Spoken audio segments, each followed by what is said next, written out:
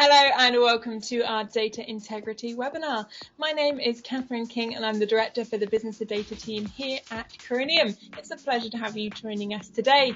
Just a quick note on housekeeping before we get going. If you have any questions or comments, please do pop them in the chat. We would love to see that interaction today. If you do experience any technical difficulties, please do first try refreshing your browser. If that doesn't quite do the trick, please do pop a message to our tech team via the Zoom chat.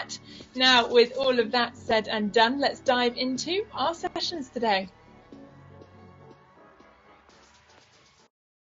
Hello and welcome to this panel discussion, Achieving Data Integrity and Business Success. My name is Catherine King and I'm the Director for the Business of Data team here at Corinium, and it's a pleasure to have you joining us today. Now, having and maintaining trusted data that is accurate, consistent, and filled with context is more important now more than ever as businesses continue to undergo massive digital transformation at a rapid pace.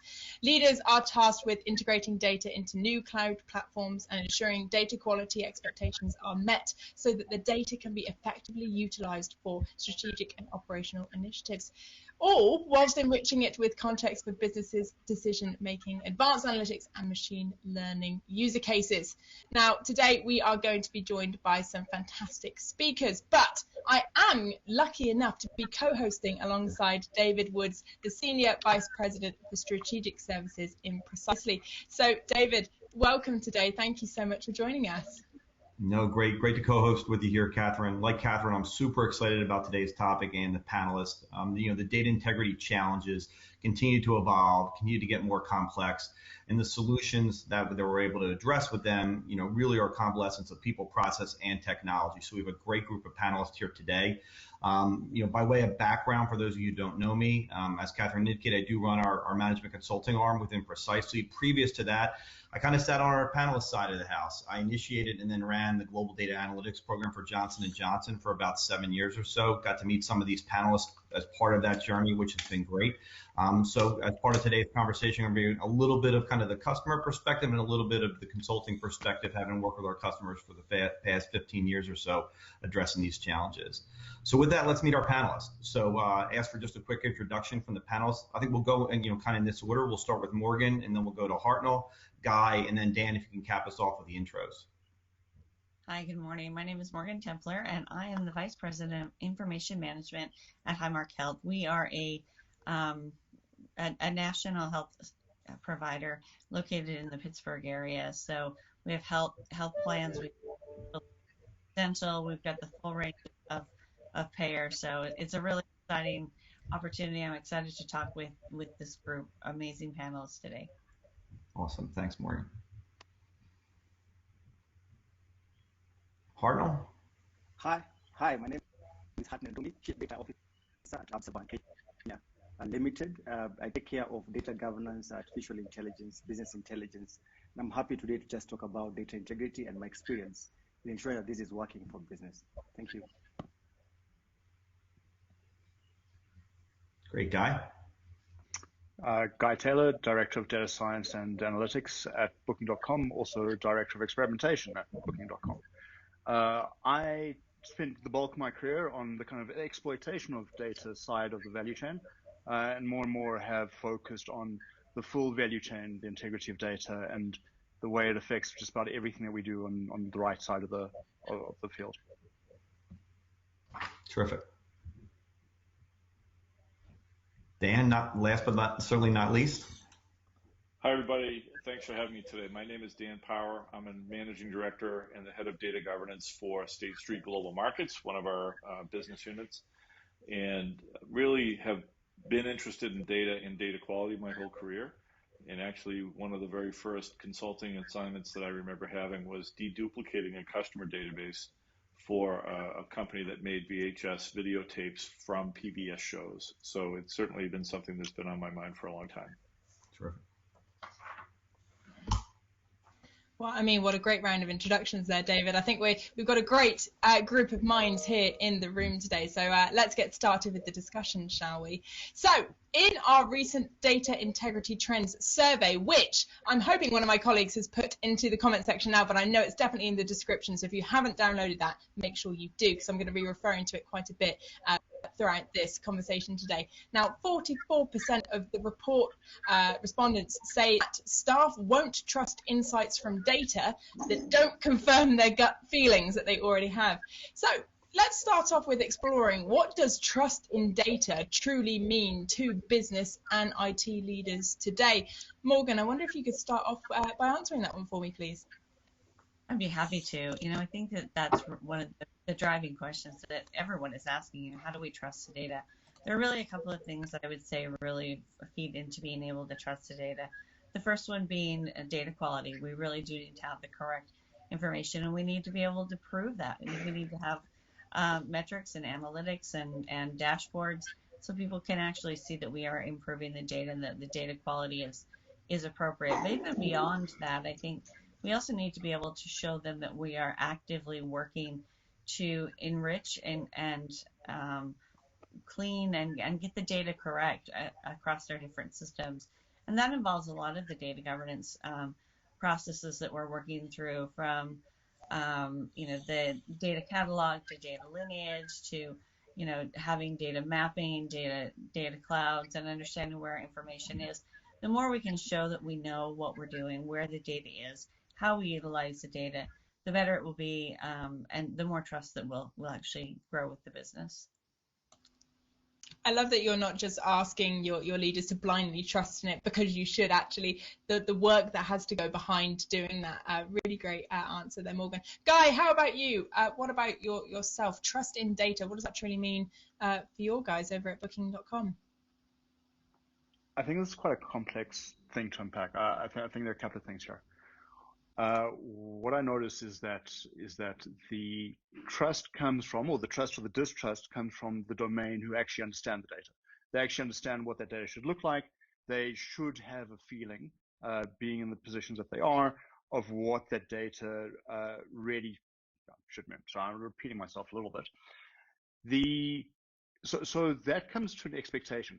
There is a stance on this too, which is that they are wrong and we are wrong often in what our expectations of that data is.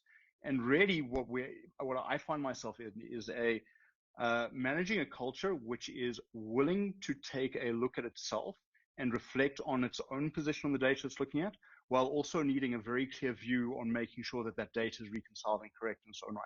So there's a balance between the trust of the data and actually, the trust of the data. So a little bit of balance on both sides. Absolutely, let's have a balanced view. Hartnell, how about yourself over in the financial service industry? Trust in data. So interesting insights from Morgan and Guy. And just to add on to that, I think trust for the banking industry. One, the users who actually consume this data must have the ability of owning the data. And the ownership part actually be double-clicked to bring different dimensions. Number one is that when you're actually owning the data that you hold, then you do understand how the data is transformed to create reports for your consumption. The data is accurate. You are involved in the actual understanding of and identifying data issues, identifying how you're going to resolve that. And you have that sense of knowing that if there's any change in how the data is stored or retrieved and how it's compiled for consumption, then you're actually very aware of the steps that were taken, and you can actually use the word now trust, that I trust that by my involvement, by my ownership, by my participation in the different steps of using, transforming, and compiling the data, then it's usable to me. My insights, thanks. Thank you so much, Hartnell. Dan, I'm keen to bring you in on this conversation. I mean, for one part, at least, these executives, business leaders, IT leaders are using data to, even if it is just to confirm their own thoughts, but then you do have that challenge that if it doesn't confirm it, then perhaps they're going to throw it to the side. So how have you been dealing with this? What does trust in data look like for you and your organization? Oh, I believe you are on mute. Sorry about that. Trust can be fairly subjective. We say trust is in the eye of the beholder. It's like a math problem. You have to show your work. And I think someone touched on that already. It's great to be able to say, okay, this is the source. These are the transformations. Here's the if you have to, show the source code, all the hops things go through, the reporting tool, and just be able to show that flow and document the data quality controls that things go through. But it's always better to be able to kind of measure, rather than just say, well, you should trust it because I trust it. What we are trying to introduce is the idea of certified data sets. So, and we have regulators that, financial services being a very highly regulated industry, we have to show them the entire package. We're going through a review right now with one of our regulators where they're basically asking for everything all the way back to the original hard copy documents from the customer. So it's a chain, and you have to be able to prove, like the kind of chain of custody in forensic science. You have to be able to show that chain of custody all the way along to the final endpoint of consumption, which is a lot of work.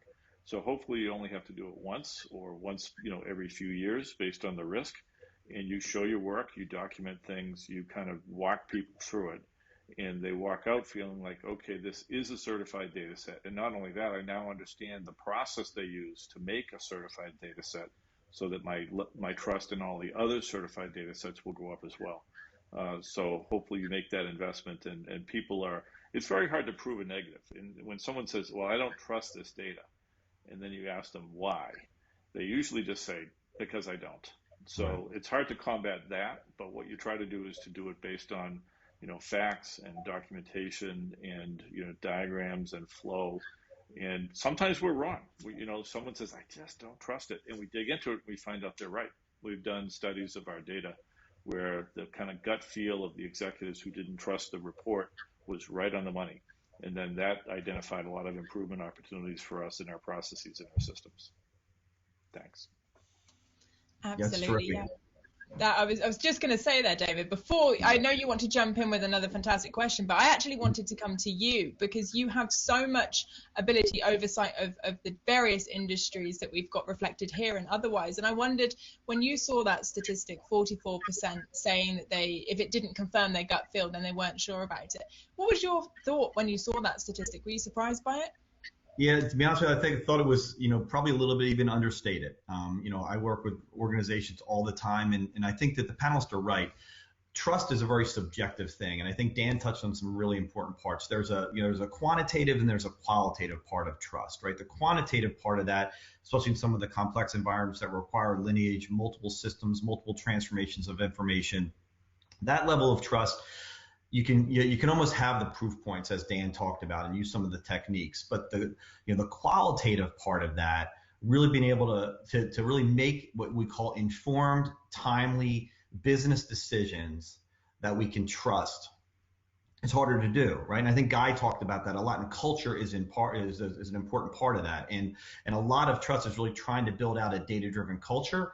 And part of building out a data-driven culture is making sure that, based on, again, to the point Harnell was making around the domain ownership, and it's really around the way the domain owners look at that data and consume that information.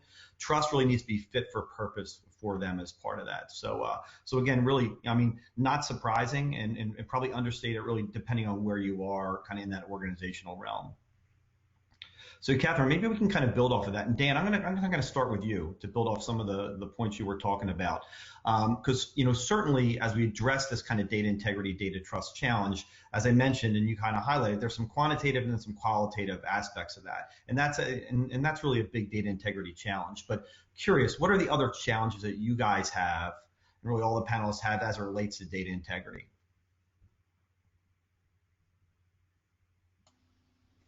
Do it again. One of the things I've done is I use a simplified or streamlined definition of data quality that I picked up from Dun & Bradstreet when I worked there quite a few years ago now. It's called ACT plus C: accurate, complete, timely, and globally consistent. And it's hard to have integrity if you don't have those things, but you also have to be able to measure it. And of course, accuracy is the hardest one. So if you take a phone number, for example, this might be a perfectly valid phone number, but it might not go with this person.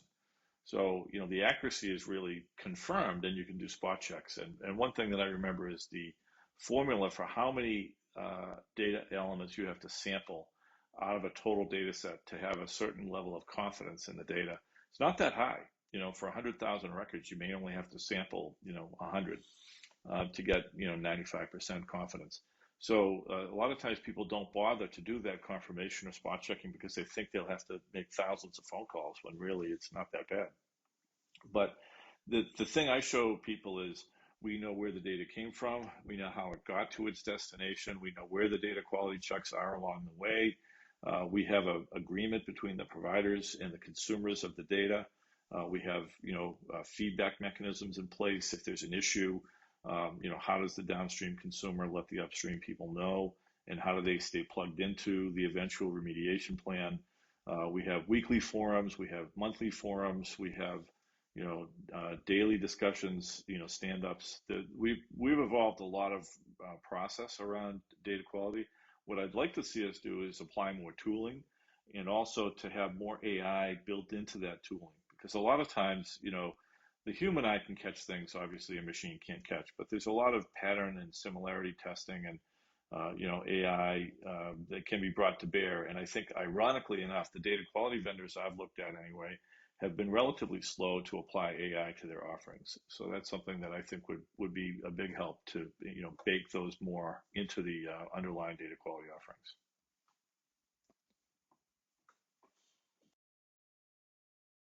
Oh, David, I believe you're on mute. Now, we're all doing it. It's going to happen to me eventually as well.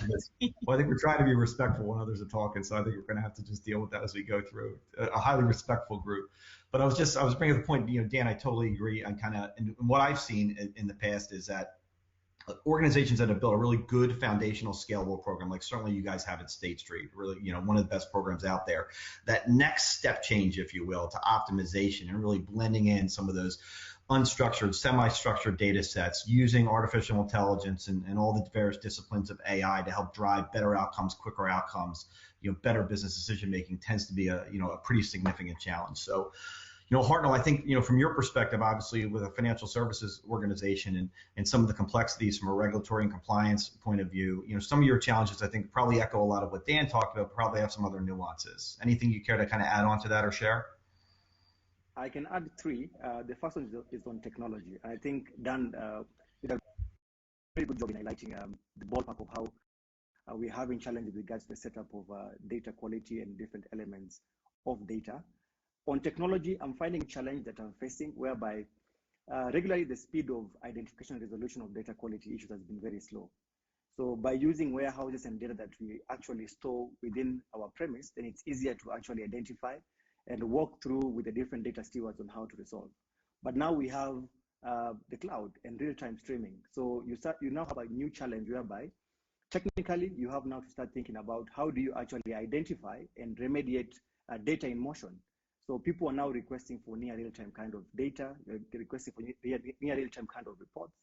And what I'm facing is that we have to now build capacity with the element of identifying the quality issues that we have in our data as they go through different stream subsets and making sure that you're able to remediate this before the consumer actually consumes the report. Just to build up on the process aspect, I believe that we now have new laws that are also very keen about looking about data quality and data integrity. And most people actually think that data integrity is basically just looking at data quality. But you also have cybersecurity involved there. Because if you look at the definition, you're actually having data integrity, having not only the accuracy of data, usability, consistency, but also the ability of storing and retrieving it properly.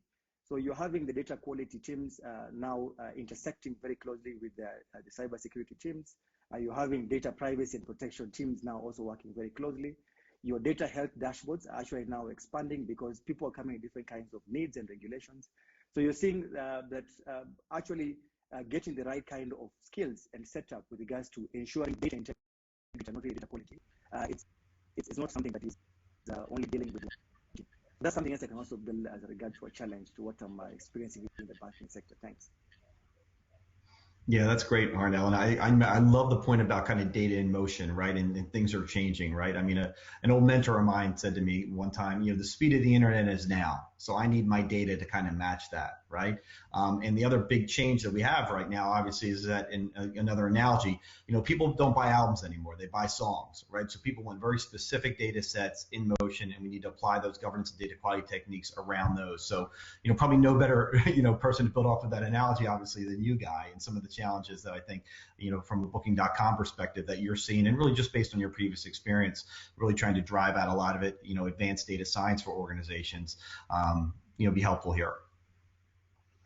Yeah, I mean, it's super interesting. So what I hear Dan saying is that more tooling. What I hear Hardnell saying is more skills. Really, what I see, one of the things that has made us successful is our ability to abstract out of process and people to a place of tooling. And where I'm struggling is exactly the opposite. I'm like, let's put the tools aside for the moment. Let's go back to the process. How do we get the skills back into people across this very horizontal domain where everybody has a piece of this? We've got the data scientists one end who are responsible, who get the data, they understand the data, and how do they trace it all the way back to source to get to a place where they actually can have a responsible body on the other side of that going, oh, there was a quality issue. How do we resolve this? And I'm unpicking a lot of the things that we're seeing here, and kind of coming at it from the other side of the conversation. So I've been super interested to hear Dan's perspective on the tooling. I'm seeing more and more open source tools come out. I'm seeing more and more engineering ability into those tools. What I feel I'm missing more and more is the ability to stop saying more and more. What I'm feeling I'm missing is the level of sufficient data literacy, and I don't mean the understanding of how to consume data, but rather data literacy in a data production perspective, where the cost of data debt is significantly higher than the cost of technical debt. And then having that conversation with engineering communities, having that conversations with builders and makers in understanding the longer term view of their data. Love that. I love that quote. That's a great quote, Guy.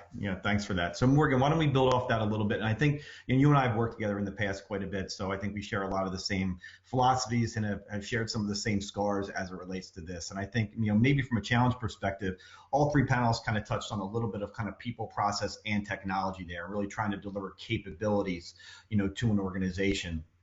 And maybe you can talk a little bit about, your perspective, your point of view, which, I happen to share and I think is very, very poignant around making sure that we're lining up technologies to complement our processes and the outcomes that we expect, and really the challenges in making sure that we get there. Yeah, Dave, I think that's a really important point, because there are a lot of tools in the market today, and there are a lot of challenges that we face. And as we look at each of the individual things when we're talking about data integrity, sometimes we have to have more than one tool to really be able to meet all of those needs. Sometimes we're able to have a single tool. There isn't a single end-to-end solution, and that's, I think, what we've really identified as we've looked at tooling, and we're undergoing a pretty massive data transformation, rebuilding our data foundation, that we really want the best in quality of all of the different tools. There's not one tool to rule them all. There are many tools that do really good things, and being able to bring those together, understanding really what capabilities you're looking for, what are you actually trying to solve, because that's a really important question. We say, what is data integrity? There's that big question of what does that mean for each person, and I think that's been touched on a little bit by the other panelists, but I think what really came to mind for me is that who trusts the data? Well, everyone has a different perspective, thinking a different source of truth is the particular place that the true set of data lies. But as you're really thinking about an enterprise solution and what does that look like to bring all that data together, you really have a lot of work to do with individuals to help them understand the process of getting the data where it is, the challenges you've overcome, the specific rules, policies, and methods that you've put into place to ensure data quality, to ensure data integrity, and then really making sure that the data owners are involved, that they understand the process of being a data owner, that they have assigned stewards that are actively day-to-day involved with data, because data isn't something that is you can do off the side of your desk. You need people who are dedicated to it and who understand it, who work with the groups that you're working with, or with the tools that you're working with, so that they actually have that belief themselves already of whether or not it's true. And I think that that's really an important component of something that we don't think about a lot, is that the people component, the change management component, the getting them involved, that as our chief analytic officer always says, is it tied to their performance for the year? Do they have a performance goal to make sure that they're engaged in data and making sure that data integrity is there and that data quality is there? So that's really an important component of bringing people along and actually making it part of the culture. Terrific. That's great. And I think, Catherine, I think that leads really well into our next question. We're going to talk about kind of outcomes and making sure that we're understanding what are we trying to achieve and why is really an important part of really executing against that strategy and ultimately addressing those challenges. Absolutely. And I know from speaking regularly with our audience who joins us here on these LinkedIn Lives and our other events, that these sorts of outcomes and kind of user cases are so powerful for them to understand, but also to get buy-in and implement within their own organization. So let's do exactly that. What outcomes are you seeing from employing a data quality strategy? Dan, I'll come to you first. Well, I think the data quality strategy has to fit into an overall data strategy, which of course has to, fit into the overall corporate strategy. But one of the things we're trying to do is more data democratization, or really getting everyone educated to be a good data citizen. Because what we do is so digital. I mean, we're not sitting out there banking with like manual ledger books anymore, and there's very little Excel. We still have a lot of manual processes that we're in the process of automating, but the overall strategy, which we actually just launched in like April, so we're not that far into it, but it's basically to apply data quality everywhere we can, on the provider side, on the consumer side, because there'll be things you just didn't think of, or unforeseen incidents. Like we had a thing last week where we were having database connectivity issues, so someone ran a job manually, they weren't trained properly, so they didn't do it right, and as a result, they transmitted an empty file. And the receivers didn't notice it. So all of a sudden there was a huge drop in the values. They're like, we didn't do any business yesterday in North America. I wonder what happened. And so, those are unforeseen, obviously, but you have to have everyone attuned to them to say, hey, and not only did this happen, okay, yes, it did. How do we fix the process so it doesn't happen again? Can we put in additional controls? Can we beef up the training materials? It's really like making everyone within the firm kind of data aware, and it's an org change thing. And actually, I've talked to and seen study results. The org change part is the hard part. The technology is relatively easy, and that's why, when it's not there, you can fix it relatively easily. But the organizational culture, and I've talked to senior managers who, when I ask them, what do you think about data? Their answer is to say, well, I like to think about data as little as possible. And I read into that they think of it as a dial tone. It should just be there, like the electricity. If they turn the lights on and the lights come on, that's the end of their thinking about it for the day. Unfortunately, that takes a lot of work, at the power plant and the delivery mechanism and the electrician in the house and everything else to get to that experience where the end users don't really have to think about it, and they can trust that when they turn the switch, the data will be there. I love those analogies. Yeah, I think that really demonstrates it. And I also love the way that you're approaching this as a learning experience. So rather than viewing these as mistakes and it being negative and bad, which yes, there will be a repercussion as you mentioned, but actually what's the learning that we can get from this? What can we learn from where we've perhaps not trained as appropriately, or who's trying to do something and we've not given them the tools? Because that is just identifying a fantastic champion potentially, and actually taking these and making them learnings and positives. Thank you so much, Dan. How about you, Guy? What outcomes are you seeing from employing your data quality strategy? So I'm a pretty simple person. The way I think about these things is really, when I wake up in the morning, the question I ask is, how do I make high quality decisions? And that's for me as a person, and that's for me as an organization. And really, when it gets to an organization, there are really two pieces of this. There's the model of the decision itself, there's the analysis, and then there's the input. I mean, one of the side effects, and I love what Dan says, one of the side effects is that when people are thinking about the inputs, they are thinking about the data quality, they're thinking about the biases that they are setting across those models, they are thinking about all the component pieces that go into, is this the right decision? But the data quality piece of the data quality piece of that is absolutely critical. You can't make good decisions without high data quality. Absolutely, just that absolute backbone. Fantastic. Hartnell, how about yourself? Those outcomes, what are you seeing? So within the bank, what I'm realizing is that as much as we are focusing on democratizing analytics and data science, I feel that it's now time to actually up our strategy and democratize data quality. What we did when we did analysis on where we are having most data quality issues is mostly towards the source system. So when you're talking about people who input data into the systems of record and how they actually either extract for different purposes or they transform them into different systems for different users, that's why we have a high failure rate. So what we are doing actually is to ensure that data owners and stewards, as well as system owners and stewards, are actually working independently. Most of the time, I do have data quality analysts, guys who just go into the system and they're able to extract data from data lake and run different kinds of reports about data metrics and the health of the same. What I'm doing now is training the data stewards to actually empower them to work independently. So mostly, I advise a steward, previously used to just identify a data quality issue and you just log it into a portal where we help to resolve. This just actually show you how to actually assess, high-level assessment. Know that you can actually reach out data steward or a system steward to help you remediate. And where you're actually having some difficulty, then you can actually come back to us as a specialist to help you. So that democratizing of data quality issues is actually freeing up more time on my specialists. And we're now able to do much more with regards to giving the business value. So pushing mostly not only identification, which is the core thing that stewards do, but also train them on how to actually remediate at the earliest point possible. Thanks. Thank you so much, Hartnell. Then Morgan, round us out. Sorry for the technical issue before, but I'm back. I think the biggest thing that we really need to think of when we're talking about this is it really is the people.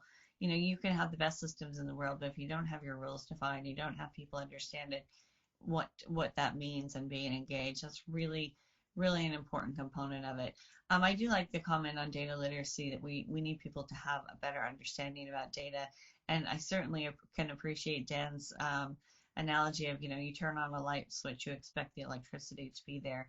Data absolutely should just be there. We are an underlying foundation, but people often forget their foundations, and that's where you end up with, you know, a lot of sagging and breakdown in the environment. And it's really important that we actually are vocal and evangelize really our data strategy, the way we think about data, the way we work with it to the highest level of our company, so that our senior leaders, our senior executives understand the value. I'm very fortunate that our senior executive really does understand the value of data, the investment that they're putting into our organization. He likens to replacing the elevators in a hospital. And it's exactly true. It's an amazing analogy, because if you don't think about that ever as you're standing there waiting for an elevator, but if you're standing there waiting for an elevator with the patient that's coding, that's a completely different situation, and you need those elevators to be fast, state-of-the-art, and there and ready. And that's the same thing with data. You need your data to be fast, state-of-the-art, and ready for people to use it, which means they need to know where it is, how to get to it, and how to use it, because they have good data literacy. I love all these visuals. I mean, I'm such a visual person. The audience know I always go on about, but I think it really demonstrates the importance of what we're talking about today. Now, I'm looking at the clock. David, I know you wanted to ask one final question to this panel before we wrap up today, so I'm going to pass it over to you. All right, great. Thanks, Catherine. It's really funny, too. We wanted to ask a little bit about organizational commitment, and it's funny that all the panelists have talked about organizational commitment as we walk through each of the questions. So I'll just ask this. A lot of experience from this group, a lot of insights provided so far, so a little bit of kind of let's try to pay it forward a little bit. And if we have data leaders in the audience that are listening to this today, and they're looking to kind of start or embark on a data integrity, data quality challenge, what advice would you give them to help really secure and really sustain with some efficacy that organizational commitment? So let's just kind of go in order, and Dan, I'll circle back to you. I think the key word is evangelization. I think you need to be a good communicator. You have to be very clear on the business benefits and the downsides. And, just ask people to imagine, what if we didn't do this? What would the cost be of not having data quality in terms of, regulators or patient outcomes or whatever might be applicable to your industry? Because the option of doing nothing is always, one of the big competitors. And people always say, well, do we really need to do this? And I thought what Hartnell brought up earlier was a really good point. Data is usually fine in the original system it was entered in. It's only when you try to pull it out and reuse it or pass it on to someone downstream or put it into a different application. Those are the friction points you really have to look for. So I think it's a combination of awareness and education and evangelization, and also just getting the technical details right, because you don't get too many chances to make a first impression. Yeah, that's great, Dan. And you mentioned Hartnell. And Hartnell, another thing that Hartnell said earlier, we asked him about, how do you really define trust, right? He said trust is really reflected in ownership, right? And to get to ownership, obviously, that's an organizational commitment. So, Hartnell, why don't I ask you to just build on what Dan said and what you commented on earlier? But, how would you help a data leader in an organization start to build that organizational commitment that ultimately leads to trust in the information? Only one word: value. So if you're actually going to come up with a data quality strategy, number one, it must be wrapped into a proper enterprise data strategy. But number two, you have to be able to communicate value. When you're actually talking to the people who are going to be involved in cleansing the data, then you have to tell them exactly why they're cleansing the data and what value are they going to see. Are they going to see less time in consumption of reports? Are they going to see less time in retrieval of reports? When you're talking to your senior management about getting support and buying about let them actually fund the project that is data quality, then you have to tell them why they're actually funding for it. So I like what Dan said about opportunity cost. Tell them what they will miss out on, but you can go a step ahead and tell them what can they benefit from. With good data quality, you can actually get very good use cases. You can actually get less time wasted in people arguing whose data is correct, which system is not performing well. So value, value, value. In all your slides, please put down the value point. Thanks.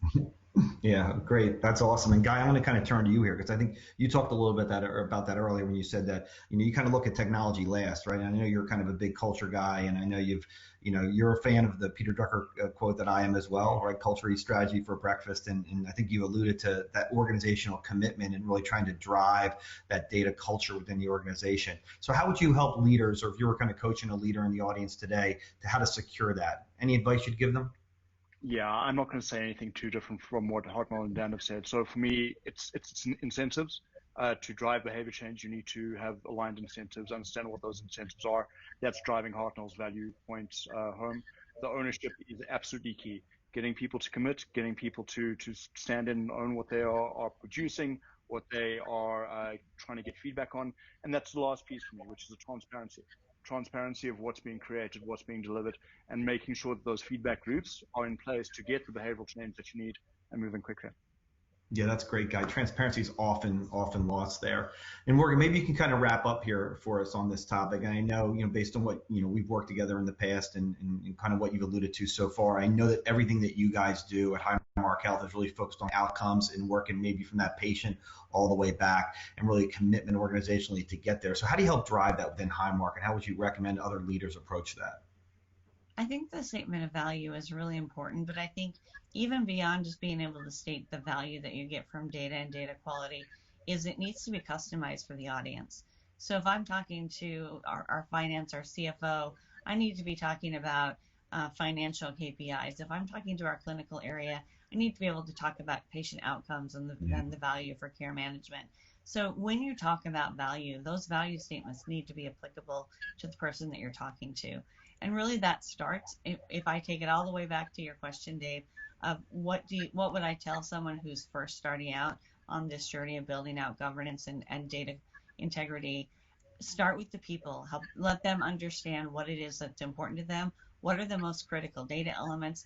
Literally start at the beginning with the most important small things that they can do.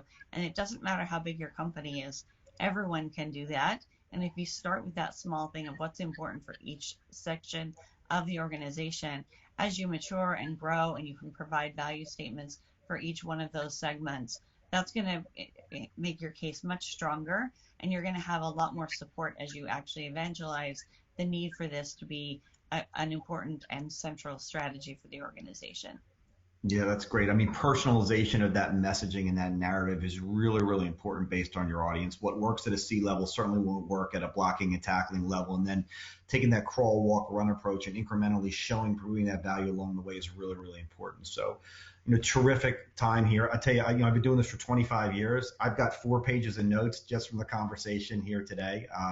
So much insight, so appreciative of the time from our panelists here today.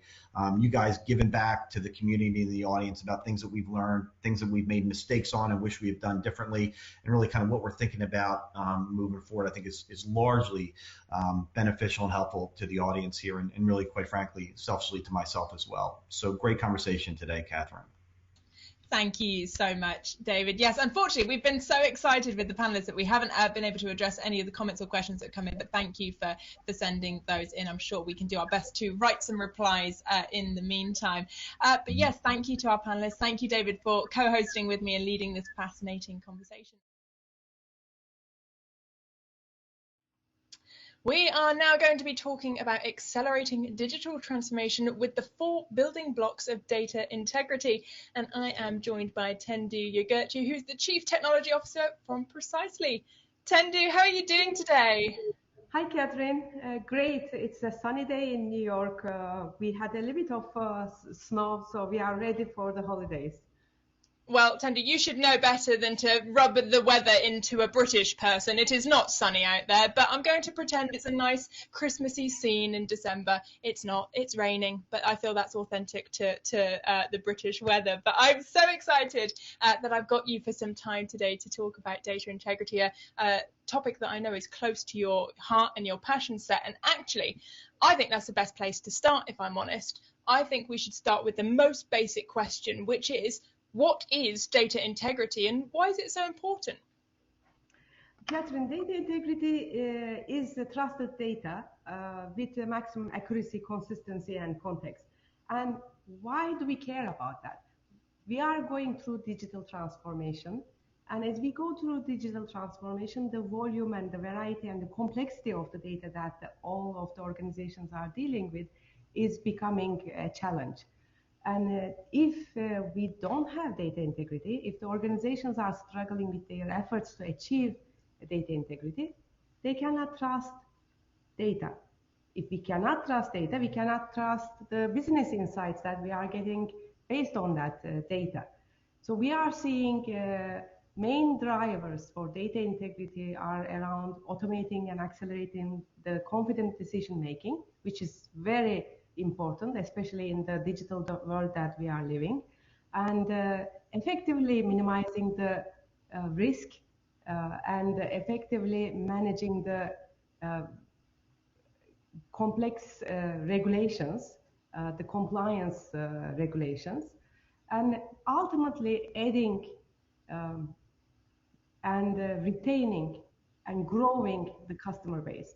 These are the main drivers for data integrity, and that makes it a key business imperative for today's world.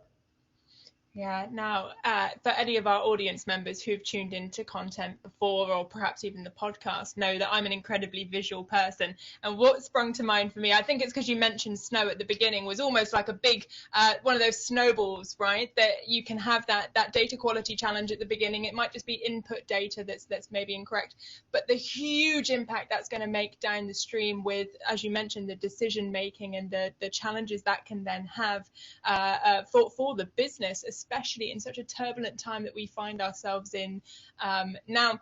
And you mentioned a few of those trends, and I wonder if we can dig deeper on that as well and see what are the sorts of tech trends, what other trends you're seeing drive the need for data integrity today? Sure. First of all, there are a couple of trends around cloud, streaming, AI and machine learning, and data enrichment.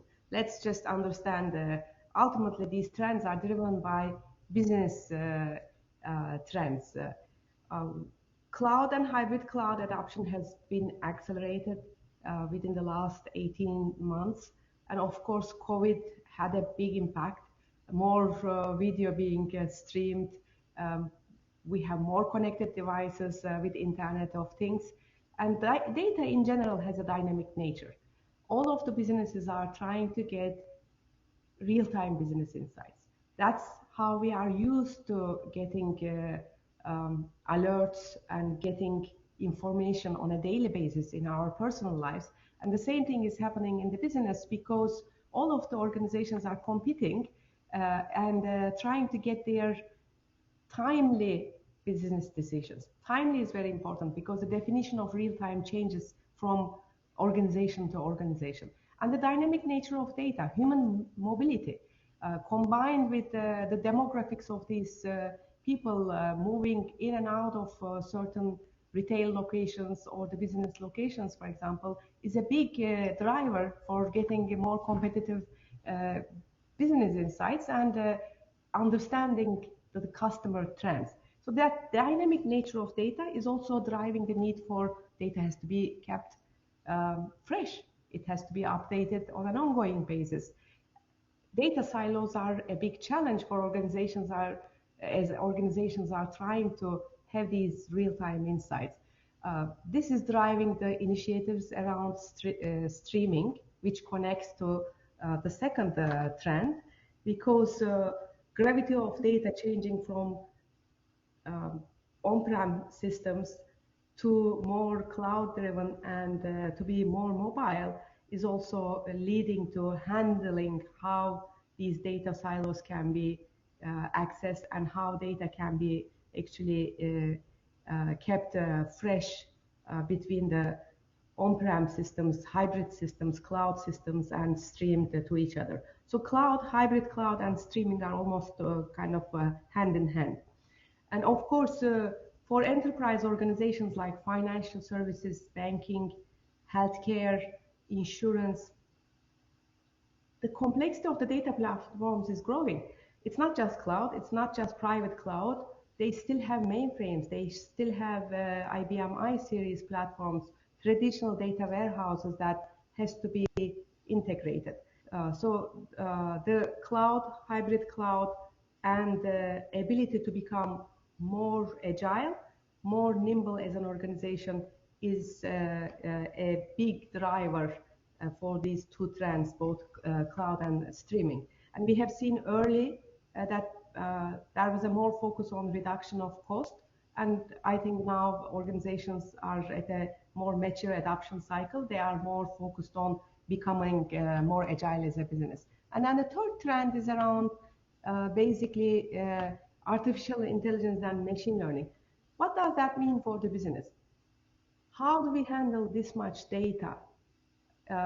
Organizations cannot really manually deal with this data, or the traditional methods of queries fail handling this much data. So there's more automation needed. The business driver for AI and ML is coming from the automation. We have to automate the processes, we have to automate the data pipelines and accelerate that confident decision making. And we see the impact of AI two ways. One, data quality and the data integrity with maximum accuracy, consistency, and context becomes key. Because if we don't have trusted data to create the data models, we cannot rely on that model to make our predictions or forecasting, whether it's the forecasting of insurance claims based on the path of a hurricane and the dynamic weather, whether it's the forecasting of serviceability of an area or retail location, how the consumers are moving in and out of that location, the mobility around that retail. We cannot rely and trust those predictions if we don't have the trusted data models. So AI for the automation heavily depends on data integrity. And now we have the flip side. AI actually can be used and machine learning can be used for increased data quality and for making that data pipeline more efficient. And we are seeing that leading to increased data ops focus because organizations are trying to understand how to minimize data downtime, how to understand any shifts in the data trends. If the volume of data is going from 1 terabyte daily to half a gigabyte, suddenly they want to understand, and sometimes either change the following analytics applications or stop processing and understand what's happening if there's any pattern change, an outlier that's causing that kind of trend change. They want to understand the shifts and drifts in data. So AI has two sides: AI for data quality and data integrity for AI. And the last trend is around location and data enrichment in general, because almost every data has a location attribute. When we talk about fraud detection or anti-money laundering, when you go to Boston as a UK resident and use your credit card, your location is part of that analytics, because you get the fraud alert and have the confirmation and validation if you are that card owner. Or if you are trying to track the origin of a business and match as part of anti-money laundering, location and have the different attributes enriching that location, whether it's the demographics, whether it's the behavior, consumer behavior, or point of interest data, that those additional attributes used in that enrichment all play a critical role. We are seeing that context with location, context with additional attributes to enrich data are becoming key for competitive decision making and confident decision making, because context really matters. So it's cloud, hybrid cloud, streaming, automation with machine learning and artificial intelligence, and location and data enrichment are the key trends that we are seeing that organizations are leading with. Wonderful. And I think for me, what's really interesting is how the customer weaves in amongst those trends as well. And especially for the last one with geography. I mean, I experienced it myself. We made a purchase, a rather dull one. It was for a new bathroom suite, and we've only just moved into this new property, and we got an alert saying, oh, hang on a minute, your card is registered with our previous one, but you're having it sent to your current address. What's going on here?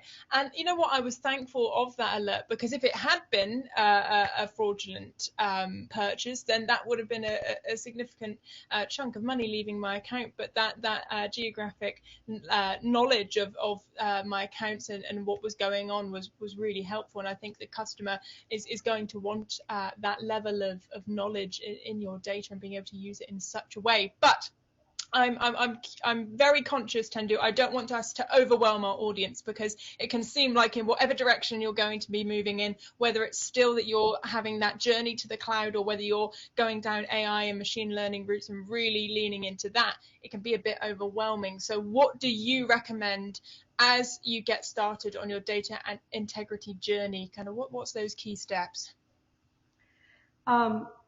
The four pillars of data integrity are around breaking data silos, data integration, making sure that the data is correct and complete and consistent with maximum accuracy, which means not only a one-time data quality effort, it's a sustaining effort, understanding also the origin of that data and how data is sourced and how data is transformed, and making sure that it is delivered cleanly.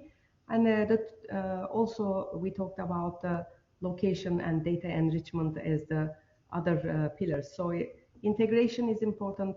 Quality and governance are key for ongoing trusted business insights. Location and data enrichment really provide that additional context for confident decision making. How do you start? One, start small and try to understand what are the high impact data sources. What's the data set that's going to show the biggest return on investment? What's the high impact, the most critical data in your organization that you can demonstrate that initial value and the return on investment for the business? So the business case matters. What's that number one priority business case? What's important for your organization? Start small. Don't try to tackle the entire problem at once. And with that targeted solution, have a buy-in from the decision makers in the organization, have a buy-in from the stakeholders, and expand from there. Precisely is here to help you in every step of your data journey, and we will help you delivering trusted data with maximum accuracy, consistency, and context, accelerating and automating your business decisions. Thank you. Wow.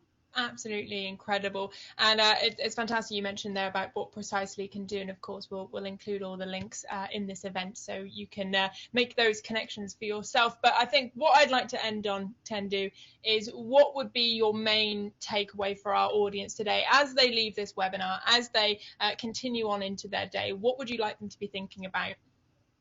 I think it's important not to lose focus on the business priority and the most critical business use case.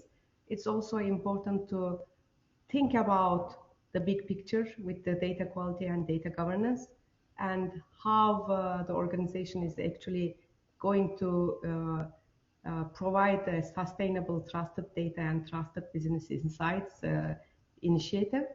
Because we have seen organizations thinking about quality and governance afterwards. They were more focused on integration, and after the data lake was created, oh, now I have to worry about data quality. I didn't think about that. So we have to still stay with the best practices about being a data-driven organization with data integration, with quality, governance, and of course the data and enrichment now. However, once you have that holistic view, pick a business case and the most impactful data set that you can start and show the value and expand from there. Amazing. Tendu, well, thank you so much for joining me today. I mean, I gained so much value from that. I know our audience will have done as well. So I look forward to catching up with you very soon.